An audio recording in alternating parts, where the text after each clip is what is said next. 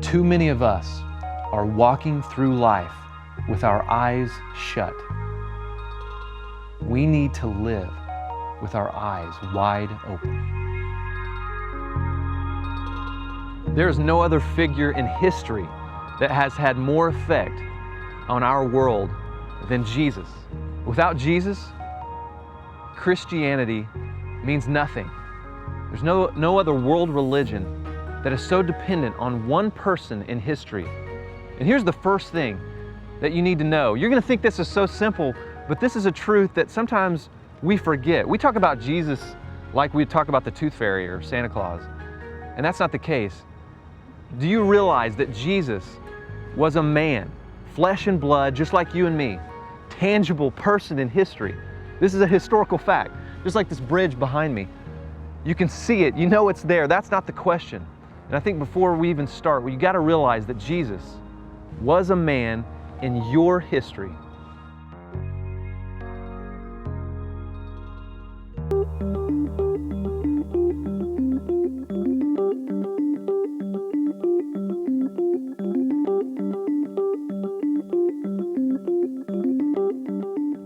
Although we know Jesus was a man, he was definitely not any normal man. He made some claims that no one has ever made in history. Jesus actually claimed to be God. In John 14:11, Jesus' words, he says, "Believe me that I am in the Father and the Father is in me." Earlier in John 10:30-33, we see Jesus where he says these words, "I and the Father," talking about God, "are one."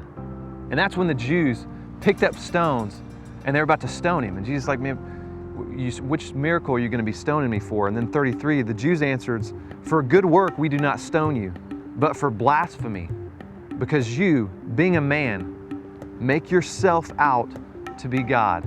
See, this is the reason that everybody got upset by Jesus. This is the reason that Jesus was killed, is because this man was claiming to be God. And it was clearly a claim that everyone understood. A mere man who claimed to be God.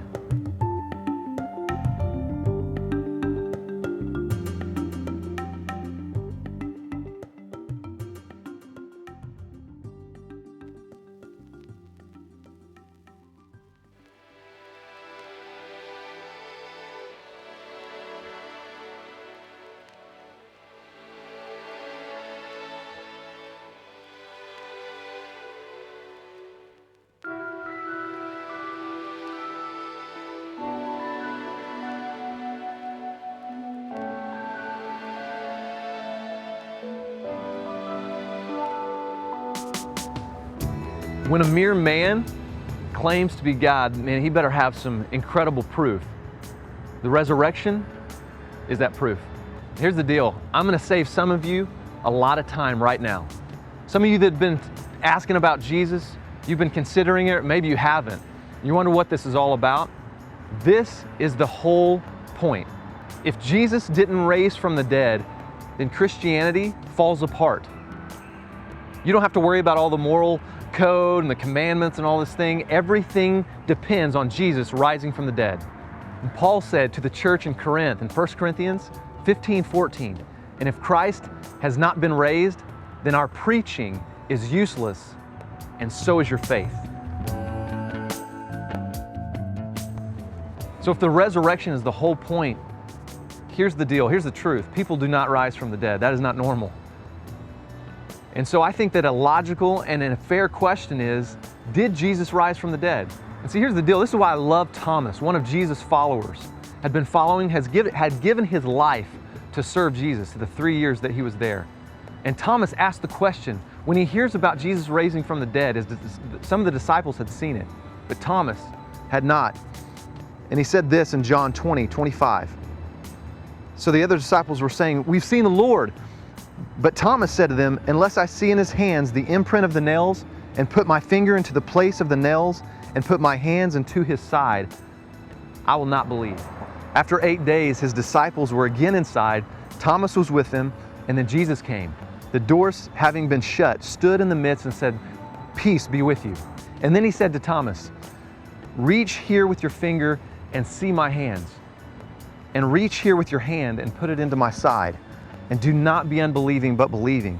And this Thomas answered and said to him, "My Lord and my God." See, Thomas understood that this was a big question. If Jesus was the Son of God, then it changed everything. Jesus said to him, to Thomas, "Because you have seen me, have you believed? Blessed are they who did not see and yet believed." Now, a lot of you are saying, "Yeah, man, if I could see Jesus," because that's a big deal. See him risen from the dead, see his nail-scarred hands, and I would totally believe, I'd totally be in, sell out. See, I don't think Jesus was talking about us. I think he was talking about everybody before Thomas, those people that had never seen Jesus, before Jesus was around. See, I believe Jesus stands before you right now, and he says, "Hey, look, here it is. Here's the proof. Here's the evidence. You weigh it for yourself." Why do I say that? Because the resurrection is a historical event. Remember, Jesus was a man who claimed to be God, and his resurrection falls in our past. Now, this might surprise you, but this is what historians, scholars would agree on. Christian, non-Christian alike, the majority would say these are historical facts. 1, Jesus died. 2, Jesus was buried. And 3, the tomb was empty. Do you realize that Christianity started in the very same city that condemned Jesus to die? Now, how could that happen? Because all of them knew where he was buried. They could just say, "Hey, that's enough. Look, there's his body right there in the tomb." The reason is because his tomb was empty. 4th thing is that people saw Jesus after he had risen from the dead. Do you realize people agree on this?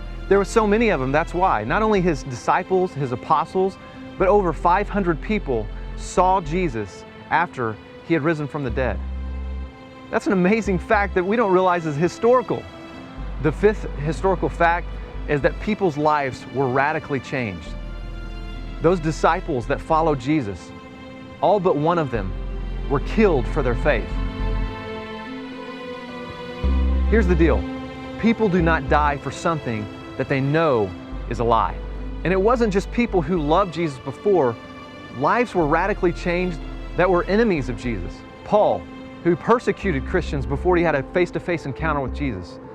Jesus' own brothers, James and Jude, who actually have 2 books in the Bible that you read, claim that he is the Son of God, saw him again.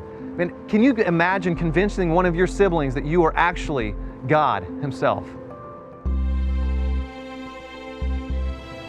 And that's why, just like Thomas, Jesus stands before us. And when Thomas had his question answered, he was one of those that was killed for his faith. Now Jesus stands before you.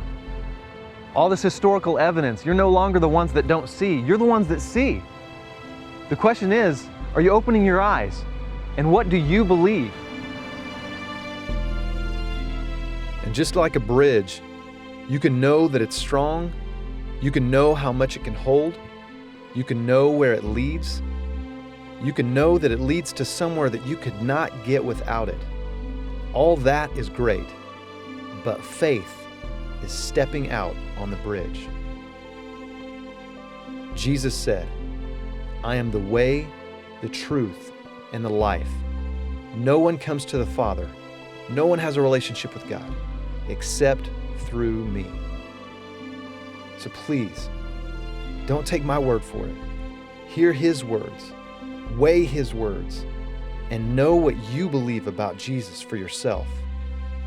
Open your eyes.